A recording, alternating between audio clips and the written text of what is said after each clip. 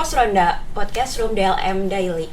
Halo guys, nah di episode kemarin kita kan udah bahas terkait tipe-tipe mahasiswa nih, yang ternyata ada kayak kura-kura sampai kunang-kunang. Nah sekarang kita bakal bahas terkait topik yang mau aku bilang berat tapi kedengeran serem banget. Tapi kalau aku mau bilang enteng juga nggak bisa dianggap segampang itu gitu ya. Karena kali ini kita bakal membahas lebih lanjut tentang salah satu tanggung jawab atau kewajiban dari DLM itu sendiri, terutama di bagian legislasinya. So, DLM on Dati, WhatsApp legislasi. Oh ya, sebelumnya di sini aku ditemenin sama dua orang narasumber nih. Ada yang kece-kece banget dari DLM. Nah, mungkin bisa perkenalin dulu dari masnya. Oke, perkenalkan ya Talita, aku Ega. Kebetulan aku diamanahkan tahun ini menjadi wakil satu untuk menemani Faiz dan Priska. Dari mbaknya? Aku Nanda dari jurusan akuntansi dan di sini aku diamanahi buat jadi wakil kepala bidang komisi legislasi. Oke, di sini aku ditemenin sama Mas Ega ya, dan juga Nanda. Nah sekarang sebelum kita masuk ke topik utama ngomongin tentang legislasinya banget nih ya, mungkin aku mau tahu dong gitu, terkait tugas dan kewajiban DLM secara umum itu tuh kayak gimana sih, terutama untuk legislasinya tadi gitu, bisa jelasin nggak? Oke, mungkin dari aku dulu ya.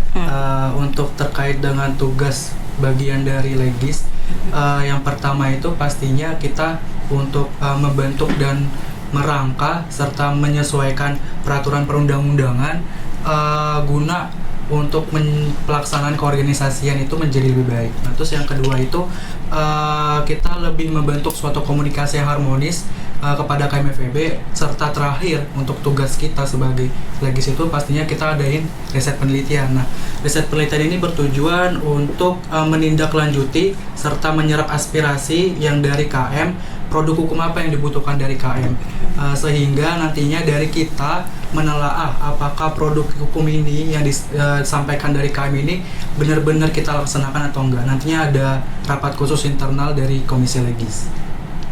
Dari Nanda ada tambahan nggak? Mungkin kalau dari aku sedikit ya. Kenapa ada riset itu karena kita membuat suatu undang-undang itu berbasis riset kayak gitu. Jadi nggak cuma undang-undang gitu, karena harus ada risetnya terlebih dahulu. Nah seperti itu.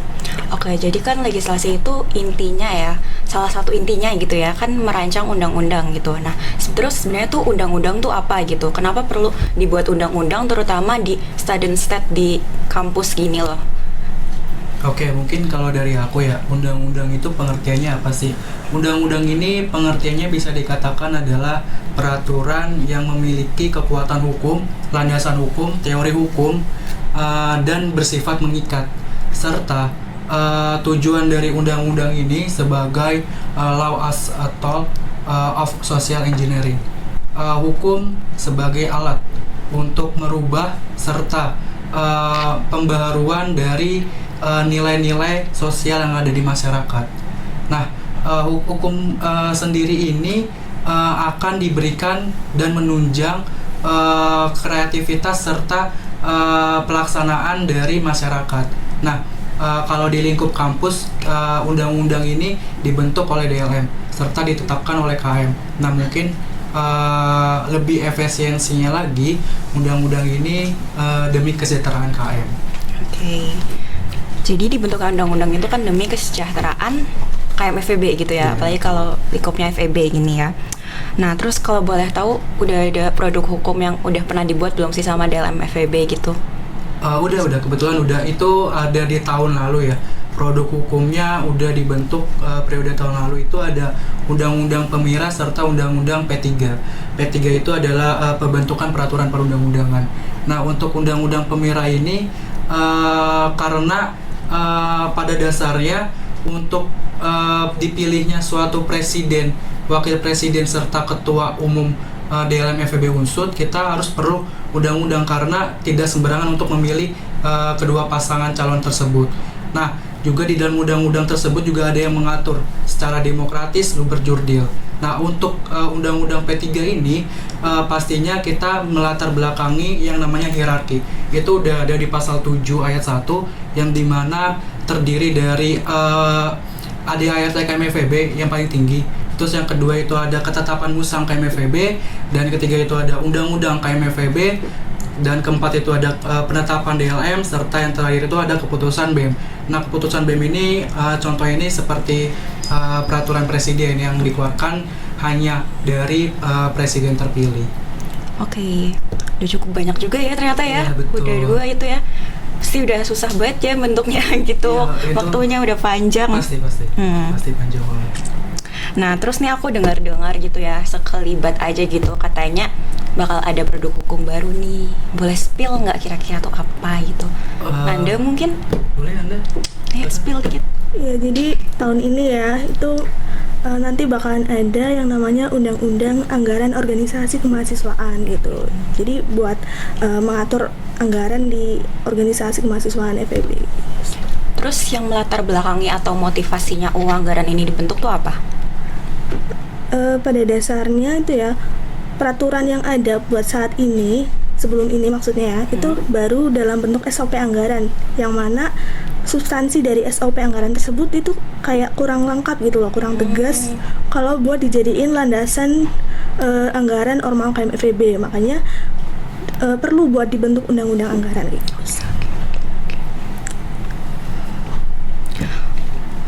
Jadi di dalam UU anggaran itu nantinya bakal merinci tentang apa aja nih kalau boleh tahu? Ada beberapa ya. Contohnya itu ada sumber dana kayak gitu kan. Terus ada terkait dengan mekanisme pembagian dana, terus proses pengajuan dan juga pencairan dananya, terus ada laporan pertanggungjawaban dan sebagainya. Terus buat sumber perancangan undang-undang anggaran ini dapat dari mana aja ya? Apa dapat dari misal dari sumber-sumber dari luar atau dari dalam sendiri gitu, lingkup gimana? Yang pasti buat perancangan undang-undang ini kita mengambil sumber-sumber dari, pertama tuh ada ART itu kan, itu peraturan yang paling dasar itu kan. Terus ada GBPK juga, terus dari aspirasi KM FEB melalui riset penelitian dan juga kunjungan sekre waktu itu ya Mas. Itu terus buat undang-undangnya sendiri juga ada ngambil beberapa referensi dari universitas-universitas lain kayak gitu. Oke. Nah, berarti ini posisinya masih dalam proses ya? Atau udah selesai nih? Atau gimana? Masih dalam proses pembentukan ya. Dibilang kerangka sih udah ada. Cuma untuk masuk ke dalam fiksasinya ini kita masih dalam proses. Karena ada yang namanya Forleg ya, Forum Legislasi Tertutup dan Terbuka.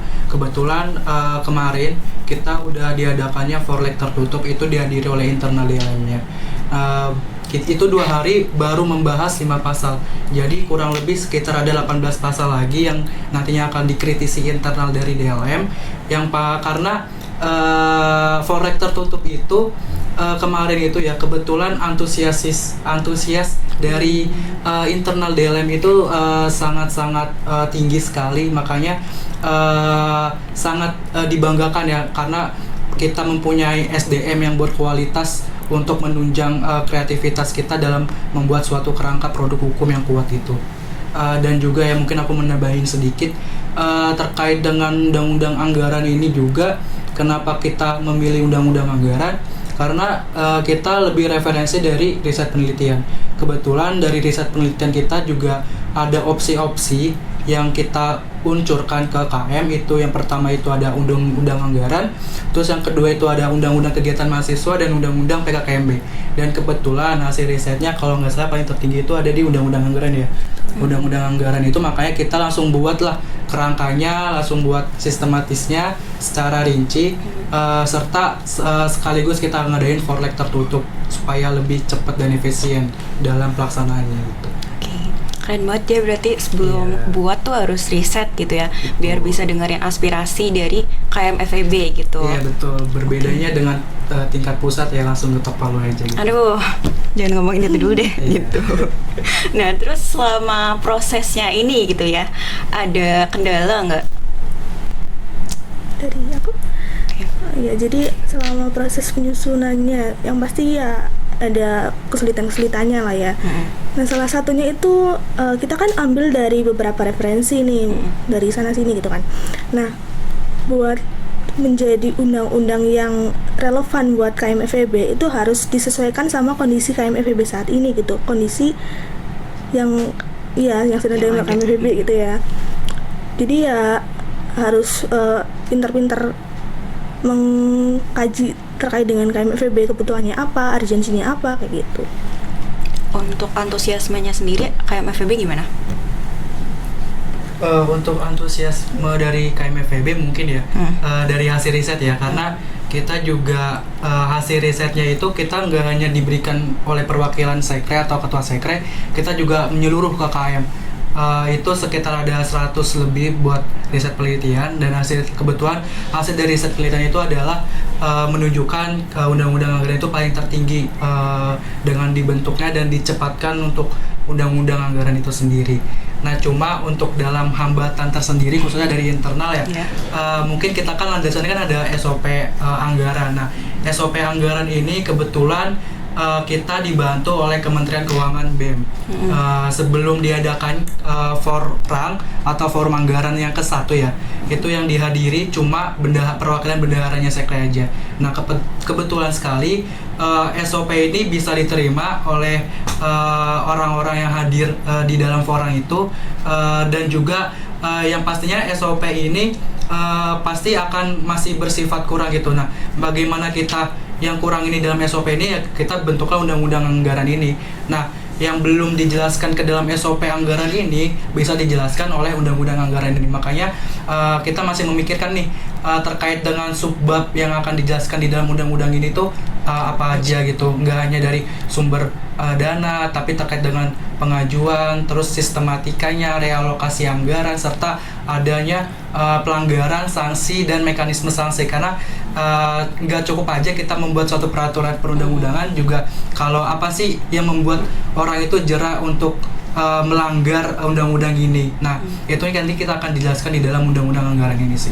Nah, setelah anggaran ini mungkin selesai dibentuk gitu ya, apa sih yang diharapkan dari kalian gitu untuk KMFB, untuk semuanya gitu terutama? Oke, mungkin dari aku dulu ya. Apa yang diharapkan dari DLM, yang pastinya ketika kita membuat suatu undang-undang anggaran ini, diharapkan kita lebih bisa mengefisienkan anggaran fakultas itu, anggaran kemahasiswaan. Nah, seperti dari tahun-tahun sebelumnya ya, anggaran kemahasiswaan ini tuh setiap tahun itu pasti berubah-ubah. Nah, pastinya dengan adanya undang-undang anggaran ini supaya ada kejelasan gitu dalam sumber dana sampai pelaporan. Nah, juga ada peraturan yang mengikat serta tegas dalam pelaksanaannya. Oke. Dari Nanda ada tambahan nggak? Kalau dari aku, mungkin dengan adanya undang-undang anggaran ini gitu ya, itu bisa menjadi landasan ataupun solusi bagi permasalahan anggaran yang mungkin dihadapi sama Ormawa KMFB gitu. Nah, terus nanti kalau misal nih udah selesai lagi gitu, kalau misal terus ya, nah ada rencana nggak sih buat memasarkan undang-undang anggaran ini ke KMFB? Karena kan biasanya tuh KMFB kayak bukannya bahasanya apa ya, selain tutup mata tuh kayak kurang tahu aja gitu ya terkait infonya gitu ya, kurang terbuka. Nah, untuk memasarkannya tuh ada nggak sih cara kreatif gitu misal? Oke, mungkin untuk cara kita tidak hanya dengan cara digital aja, yang dimana caranya cuma menyebarluaskan lewat media massa yang dipunya dari internal DLM. Kita juga tidak menutup kemungkinan juga untuk membuka sebuah stand, yang dimana stand ini bertujuan untuk memasarkan atau mempromosikan hasil undang-undang yang telah ditetapkan kepada KMFB. Nah, nantinya tidak menutup kemungkinan juga seluruh anggota aktif di DLM FEB Unsut ini langsung terjun ke lapangan dan langsung menyebarluaskan informasi undang-undang anggaran ini, bahwa di lingkup FEB ini undang-undang anggaran sudah ada peraturan yang jelas dan mengikat untuk pelaksanaannya gitu. Dari Nanda gimana? Kalau dari legislasi gitu ya, dalam rangka penyebaran informasi terkait dengan undang-undang anggaran ini, kebetulan di legislasi itu ada proker yang namanya Lespedia atau legislasi pedia. Nah, di sini tuh bakalan memuat informasi-informasi yang berhubungan dengan kelegislatifan gitu, termasuk undang-undang. Nanti bisa melalui Lespedia ini penyebaran undang-undang anggarannya gitu. Oke, karena list pertanyaan dan kekepoan aku udah cukup terpuaskan gitu ya. Nah, mungkin kita sekian aja gitu ya di sini. Ya nggak guys? Kalau dari aku sih mau lanjut aja sih Mbak. Mau Kebetulan lanjut aku nggak kelas ada kan? kelas. Ya, iya. Kalau Nanda gimana Nan? Udahan deh. Udah Udah kita aja. makan aja ya Nan. Iya. Nah, di DLM Ondati WhatsApp legislasi ini kita bakal ngundurin diri dulu. See you.